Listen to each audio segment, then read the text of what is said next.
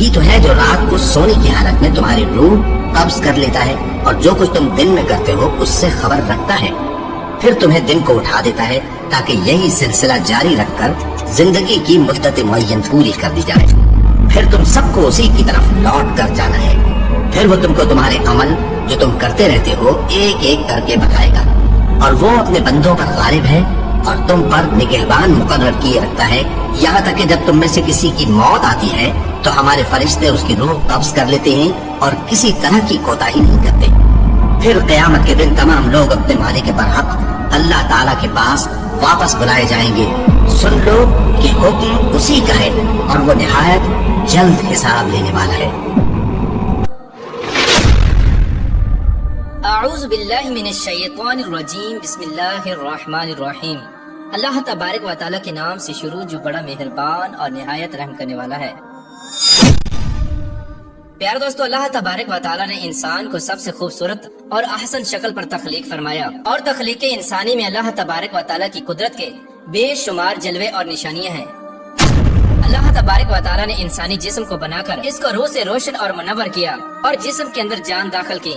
اب جب تک یہ روح انسانی جسم کے اندر ہے تب تک انسان زندہ ہے، جب یہ روح جسم سے نکل جائے گی تو اس وقت انسان مر جاتا ہے، اور ایسا اس وقت ہوتا ہے جب انسان کی عمر ختم ہو جاتی ہے۔ لیکن کیا آپ جانتے ہیں کہ ہر انسان ایک ایسی بھی زندگی جیتا ہے جس کے اندر وہ روز مرتا اور روز جیتا ہے۔ پیارے دوستو، آج کی اس ویڈیو میں ہم آپ کو اسی زندگی اور موت کے بارے میں بتائیں گے کہ کس طرح انسان روز مرتا اور روز زندہ ہوتا ہے۔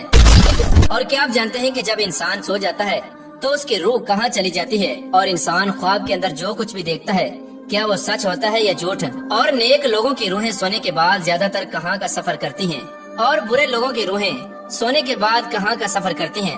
پیارے دوستو، ان تمام تر سوالات کے جوابات قرآن و حدیث کی روشنی میں آج کی اس ویڈیو میں ہم آپ کو بتائیں گے، لہٰذا آپ سے گزارش ہے کہ ہماری اس ویڈیو کو اینڈ تک ضرور دیکھیے گا۔ پیارے دوستو، روح کی تخلیق اللہ تبارک و تعالیٰ کے حکم سے ہوئی۔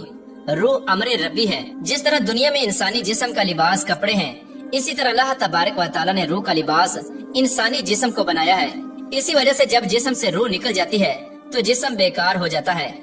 پیارے دوستو، روح دو طرح کی ہوتی ہے، ایک نیک جو کہ نیک عمل کرتی ہے، اور دوسری بدکار اور گناہگار روح جو کہ برے عمل کرتی ہے۔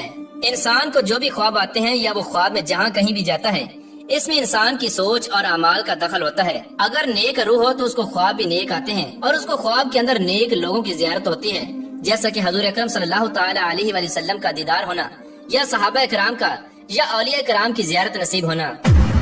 اور اسی طرح نیک روح جب خواب میں کہیں سفر کرتی ہے تو اس کا سفر بھی نیک ہوتا ہے، اور وہ خواب میں نیک چیزوں کو دیکھتی ہے۔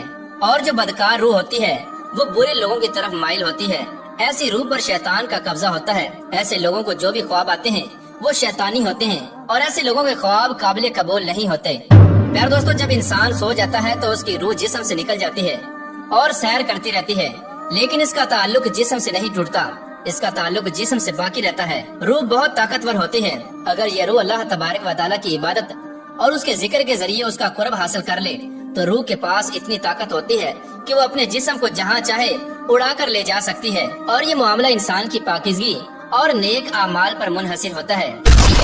روایات میں آتا ہے کہ ایک مرتبہ حضرت علی رضی اللہ تعالی عنہ جمعہ کی تیاری فرما رہے تھے۔ جب خطبہ شروع ہوا تو حضرت علی رضی اللہ تعالی عنہ نے روح کے بارے میں بیان کرنا شروع کیا۔ اسی دوران ایک شخص کھڑا ہوا اور آپ رضی اللہ تعالی عنہ سے پوچھنے لگا کہ اے علی المرتضی شیر خدا رضی اللہ تعالی عنہ، جب انسان سو جاتا ہے تو انسان کی روح کہاں چلی جاتی ہے؟ کیا روح جسم سے جدا ہو جاتی ہے؟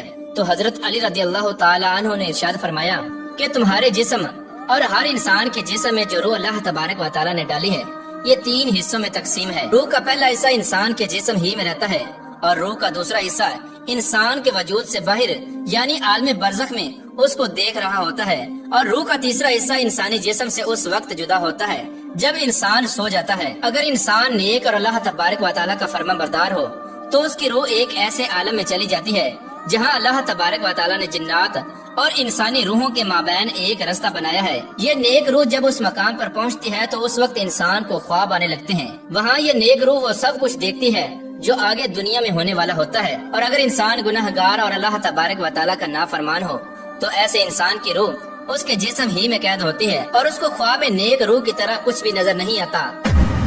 اور اگر انسان نیک اور اللہ تبارک و تعالیٰ کا فرما بردار ہوتا ہے تو اللہ تبارک و تعالیٰ ایسے انسان کو ایک خاص قسم کا علم عطا فرماتا ہے۔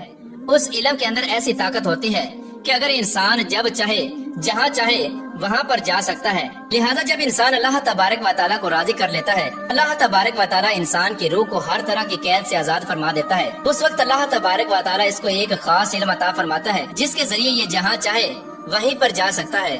پیار دوستو، حقیقت یہ ہے کہ انسان کے خوابوں کا اور روح کا تعلق انسان کے اعمال کے ساتھ ہے۔ اگر انسان کی سوچ اچھی ہو تو انسان کو اچھے خواب آتے ہیں، اور اگر انسان کی سوچ بری ہو تو اس کو برے خواب آتے ہیں۔ اللہ تبارک و تعالیٰ سے دعا ہے کہ اللہ تبارک و تعالیٰ ہمیں نیک اعمال کرنے کی توفیق عطا فرمائے اور حضور پاک صلی اللہ تعالیٰ علیہ وسلم کے بتائے ہوئے راستے پر چلنے کی توفیق عطا فرمائے۔